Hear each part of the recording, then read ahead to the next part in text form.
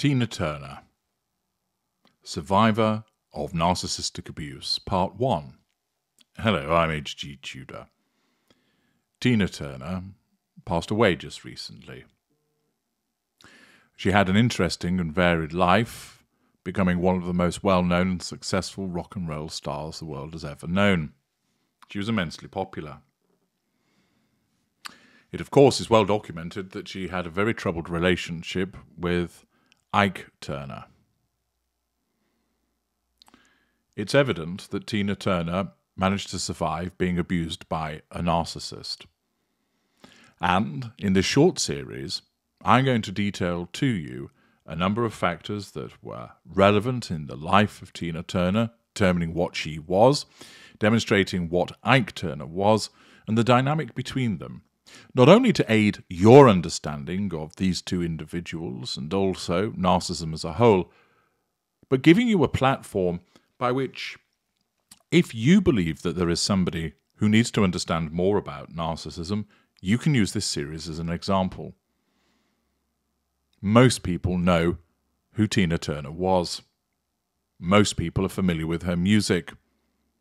Many people understand that she was abused. And therefore, utilizing such a popular and well-loved individual and the circumstances of her life is a means of enabling you, through my work, to reach more people so they understand that an abuser is invariably a narcissist. This is a fundamental factor which is misunderstood by so many. Time and time again, I have seen instances where, just perusing material in the ordinary course of the day, that describes the behavior of a narcissist but doesn't say as such. I've seen the forums where people offer advice which is wholly incorrect and often dangerous because they fail to realize that the person being spoken of, referred to, is a narcissist.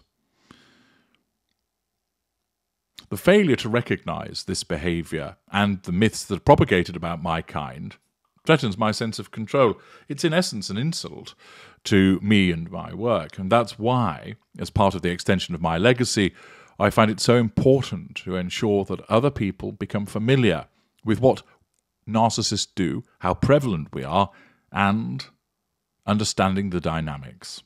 And therefore, using the instance of Tina Turner to provide that example, both to aid your understanding and enable you to point people in the right direction, is a worthwhile exercise. Tina Turner was born Anna Mae Bullock in November 26, 1939, and she died 2 days ago. She was an American-born Swiss singer known as the Queen of Rock and Roll, and she rose to prominence as the lead singer of the Ike and Tina Turner Revue before launching a successful career as a solo performer. Turner began her career with Ike Turner's Kings of Rhythm in 1957. Under the name Little Ann, she appeared on her first record, Box Top, in 1958. In 1960, she debuted as Tina Turner with the hit duet single A Fool in Love. The duo Ike and Tina Turner became one of the most formidable live acts in history. They released hits such as It's Gonna Work Out Fine, River Deep Mountain High, Proud Mary, and Nutbush City Limits, before disbanding in 1976. In the 1980s, Turner launched one of the greatest comebacks in music history. Her 1984 multi-platinum album, Private Dancer, contained the hit song What's Love Got to Do With It, which won the Grammy Award for Record of the Year and became her first and only #1 song on the Billboard Hot 100. Aged 44, she was the oldest female solo artist to top the Hot 100. Her chart success continued with Better Be Good to Me, Private Dancer, We Don't Need Another Hero, Typical Male, The Best, I Don't Want to Fight, and Golden Eye.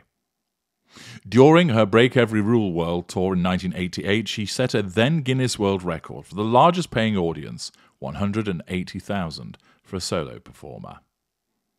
Turner also acted in the films Tommy and Mad Max Beyond the Thunderdome. In 1993, What's Love Got to Do with It, a biographical film adapted from her autobiography, I, Tina, My Life Story, was released. In 2009, Turner retired after completing her Tina 50th anniversary tour, which is the 15th highest-grossing tour of the 2000s. In 2018, she became the subject of a jukebox musical, Tina. Having sold over 100 million records worldwide, Turner is one of the best-selling recording artists of all time. She received 12 Grammy Awards, which include 8 competitive awards, 3 Grammy Hall of Fame awards, and a Grammy Lifetime Achievement Award.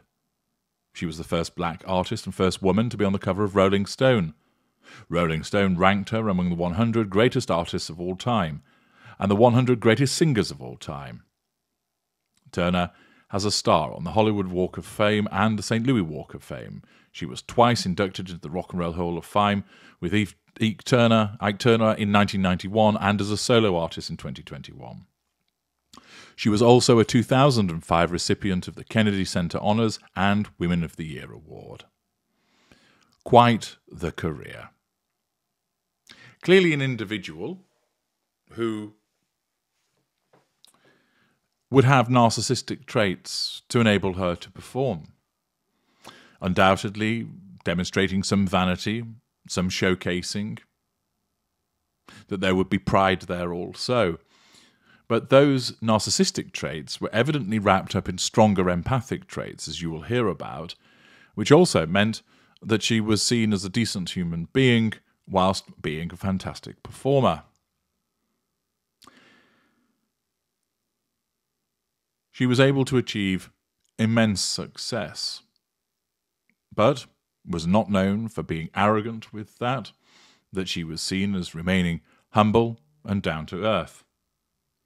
It's quite clear that she was not a narcissist.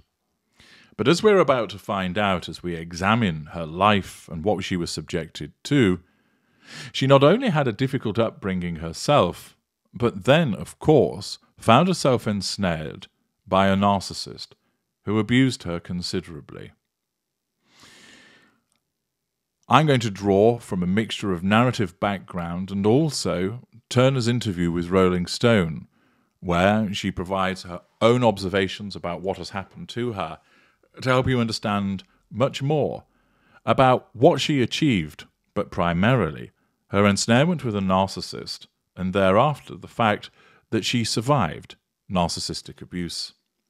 Join me in part 2 as we now examine the beginnings of Tina Turner and how that impacted upon what she became and how that made her susceptible to the narcissist.